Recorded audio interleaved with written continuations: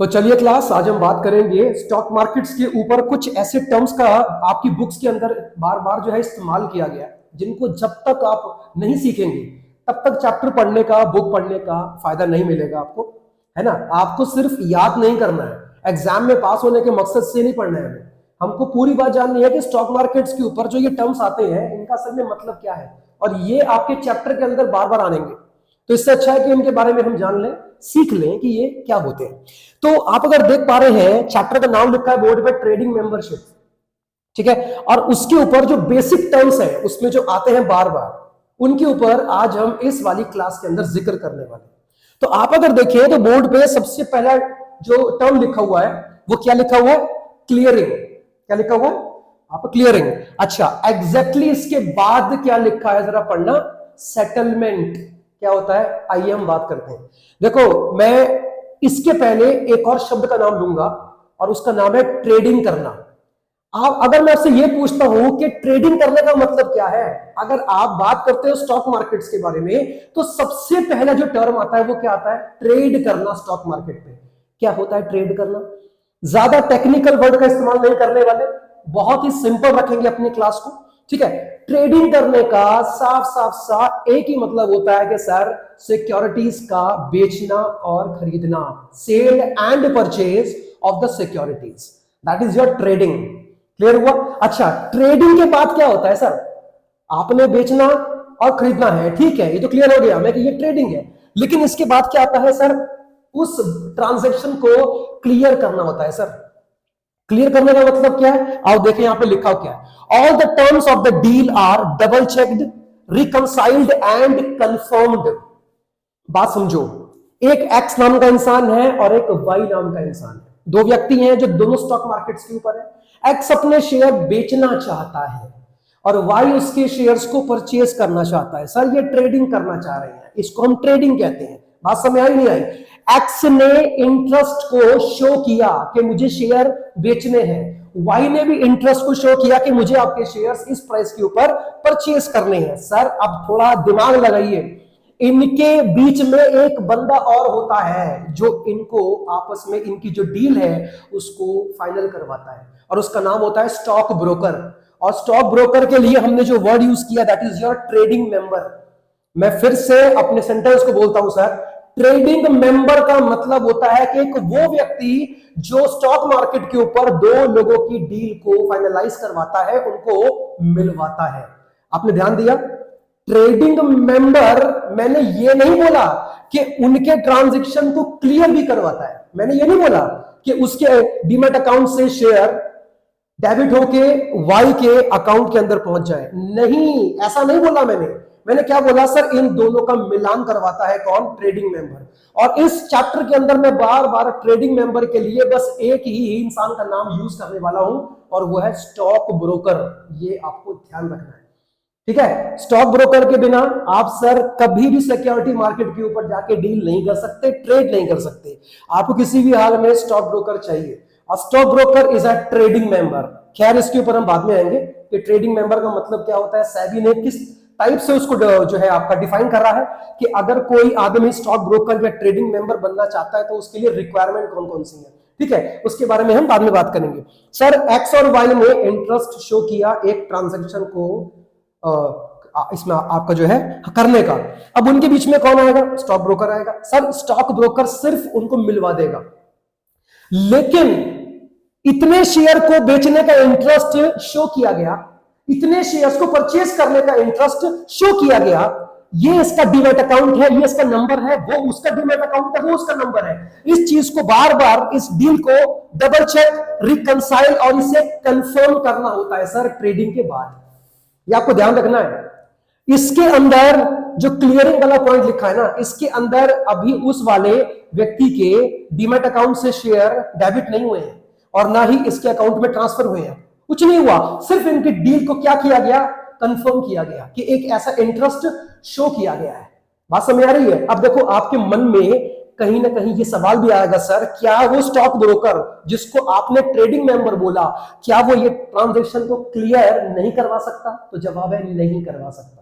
अगर वो सिर्फ एक ट्रेडिंग मेंबर है तो वो नहीं करवा सकता, सिर्फ इन दोनों को आपस में मिलवा सकता है। इनकी डील को क्लियर नहीं करवा सकता। ठीक है, अब वो कौन करवाता है, कैसे करवाता है, वो हम जब आएंगे आगे तो हम बात करेंगे। ज्यादा क्लियर है? ये क्लियर हो गया? आगे बढ़े फिर। ठीक है, ठीक है ना। मतलब सेकंड वाली स्टेज के अंदर भी आपके शेयर्स, आपके डिबेंचर्स या कोई भी आपकी सिक्योरिटी है सर ट्रांसफर नहीं हुई है, सिर्फ उसको कंफर्म किया गया है कि ऐसा करने का इंटरेस्ट शो किया गया है। अब देखो कहीं ना कहीं सवाल आएगा कि सर ये करने की नीड क्या है। सर 2 मिनट के लिए सोचो, इन्वेस्टर मेंबर नहीं है, इन्वेस्टर ट्रेडिंग मेंबर नहीं है, वो काफी ट्रस्ट के साथ, काफी आपका विश्वास के साथ जो है वो स्टॉक मार्केट के ऊपर आया सर डील करने के लिए। किसी भी तरह की गलती या फ्रॉड उसका विश्वास तोड़ सकता है, और अगले ही दिन अखबारों के अंदर होगी न्यूज की हेडलाइंस। अगर कोई किसी तरह का अगर मान लेते हैं कि फ्रॉड होता है तो सेबी हर चीज का ध्यान रखती है कि भाई ऐसा कोई डील ना हो जिसके अंदर कोई भी झोल झाल हो, इसलिए हर चीज को प्रॉपरली क्लियर करना पड़ता है पहले कि हाँ सर ये ट्रांजैक्शन होने का इंटरेस्ट शो किया गया है। बात समझ में आ रही है? सर इसके बाद वर्ड क्या लिखा है, बोलो क्या लिखा है? सेटलमेंट। इसका मतलब क्या होता है? देखो लिखा क्या है इसके अंदर, is the final fulfillment of a securities transaction, the actual transfer of the securities and money। उम्मीद करता हूं कि जैसे ही मैंने ये सेंटेंस बोला जो लिखा है आपके सामने, आपके दिमाग में आ गया होगा कि सर अच्छा ये जो तीसरी वाली स्टेज है ना, इसके अंदर असल में शेयर कट के इस वाले एक्स नाम के इंसान के डीमैट अकाउंट से शेयर डेबिट होके वाई के अकाउंट में ट्रांसफर हो गए होंगे। At the same time Y के ट्रेडिंग अकाउंट से पैसे कट के एक्स के ट्रेडिंग अकाउंट में ट्रांसफर हो गए होंगे। मतलब ये शेयर्स का लेन देन और पैसों का लेन देन सर इस वाली स्टेज के अंदर ही पूरा होता है, ये आपको ध्यान रखना है। बात समझ आ रही नहीं आ रही है? कहने का मतलब है कि 3 स्टेजेस है और ये 3 स्टेजेस हमेशा बिल्कुल सीक्वेंस में ही होती है सर। हमेशा पहले क्या होगी? हमेशा पहले ट्रेडिंग होती है। सेकंड क्या होगा सर? उस ट्रेडिंग को ढंग से क्लियर पहले करता है स्टॉक मार्केट, और लास्ट में करता है उस ट्रेडिंग का प्रॉपर आपका सेटलमेंट। बात समझ आ रही नहीं आ रही है? अब इसमें आगे बढ़े, कोई डाउट है? ठीक है, अच्छा अब देखो एक पॉइंट की बात क्या आती है इसके अंदर। सर इसमें पॉइंट की बात ये आती है कि अब ट्रेडिंग मेंबर का मतलब क्या है।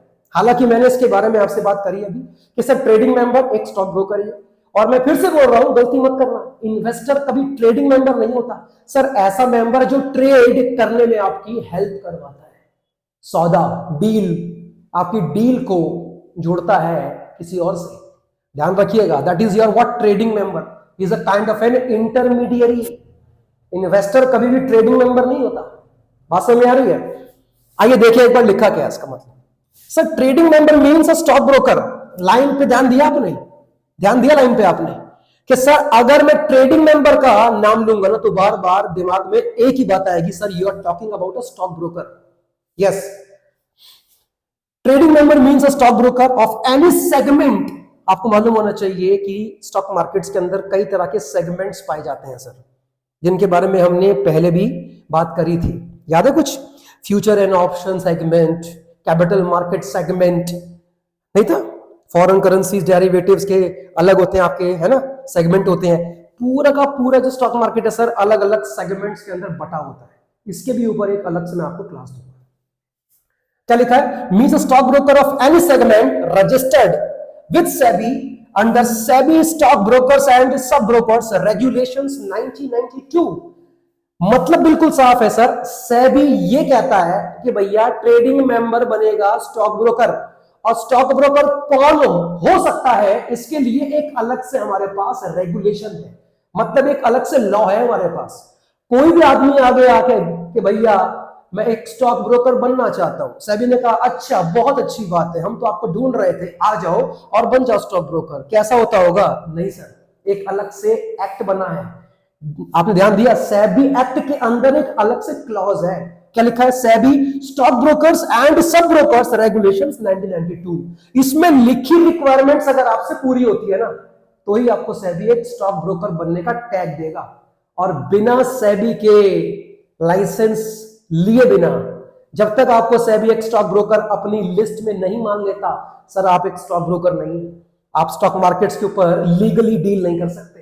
ये ध्यान रखना है आपको एक चीज का। बात समझ में आ रही है? तो कहने का मतलब है कि सर ट्रेडिंग मेंबर, जितनी बार भी इस चैप्टर के अंदर हम ट्रेडिंग मेंबर का नाम लेंगे तो मतलब हम किसके बारे में बात कर रहे होंगे? About the stock broker. बात समझ में आ रही है? चलो अच्छा, एक और पॉइंट लिखा हुआ है, आप अगर देखेंगे नोट्स के अंदर, trading member has right to trade on its own account as well as on account of its client, ओहो, but has no right to clear as settle the trades. क्या मतलब है कहने का? थोड़ा ध्यान देना बात पे। सर ट्रेडिंग मेंबर सिर्फ ट्रेडिंग करवा सकता है। क्या बोला? ट्रेडिंग मेंबर सिर्फ ट्रेडिंग करवा सकता है, सेल एंड परचेज, लेकिन वो डील को क्लियर नहीं करवा सकता। मतलब क्लियर करने के लिए सर अलग से आपको एक क्लियरिंग मेंबर चाहिए। क्या बोला? Clearing member. इसका मतलब है कि स्टॉक ब्रोकर सिर्फ इंटरमीडियरी है दो पार्टियों के बीच में, एक होगा बायर और एक होगा सेलर, जो कि सिक्योरिटीज को बेचना और खरीदना चाहते हैं। सिर्फ उनके बीच में एक तरह का इंटरमीडियरी है, लेकिन वो उनके इस ट्रांजैक्शन को, उनकी इस डील को क्लियर नहीं करवा सकता। वो काम अलग पार्टी का है जिसका नाम है क्लियरिंग मेंबर। और clearing member has to become the member of the clearing corporation. बात करेंगे आगे। ज्यादा क्लियर है? देखो ध्यान से एक बार, अगर कोई भी चीज लगे कि ढंग से नहीं आ रही है आपको, कोई भी चीज अगर आपको डाउट में रहती है तो पूछिएगा, अदरवाइज फिर पढ़ने का फायदा नहीं है ना। चैप्टर के बारे में हम बात कर रहे हैं, लेकिन अगर यही क्लियर नहीं है तो क्या फायदा क्या है पढ़ने का? आगे बढ़े, पूछना है? चलो चलो भैया जरा देखेंगे आगे से। हाँ, इसमें लिखा क्या है जरा पढ़ेंगे एक बार। क्लियरिंग मेंबर का मतलब क्या होता है? सर इसके पहले क्या पढ़ा था? इसके पहले था ट्रेडिंग मेंबर। इसके पहले हमने ट्रेडिंग मेंबर की बात करी थी। आपके बात करेंगे क्लियरिंग मेंबर। देखो क्लियरिंग मेंबर का नाम ही उसके मीनिंग को सिग्निफाई करता है। सर एक ऐसा मेंबर जो ट्रेड नहीं करवाता, लेकिन ट्रेडिंग मेंबर के द्वारा किया गया कोई भी ट्रेड क्लियर करवाता है। ठीक है, पढ़ेंगे एक बार लिखा क्या। The clearing member of National Stock Exchange has the responsibility of clearing and the settlement of all the deals executed by the trading member on NSE who clear and settle such deals through them. मतलब बिल्कुल साफ है sir, trading member ने जो भी आपकी deal करवाई होती है दो आदमियों के बीच में सर, उन्हें प्रॉपर्ली क्लियर करवाता है। कौन? Clearing member. बात समझ आ रही है? और क्लियरिंग मेंबर के कुछ एग्जांपल लिखे यहाँ पे, क्या लिखा है पढ़ना। Clearing member can be banks, कोई भी बैंक क्लियरिंग मेंबर बन सकता है, या फिर सर कोई भी custodian can also become a clearing member. अच्छा, क्लियरिंग मेंबर के लिए जो शॉर्ट टर्म यूज होगा दैट विल बी सीएम। क्या होगा? सीएम। एंड टीएम का मतलब क्या है यहाँ पे? Trading member. तो मैं टीएम या सीएम जब भी मेरे मुंह से निकल जाए, डोंट बी कंफ्यूज्ड।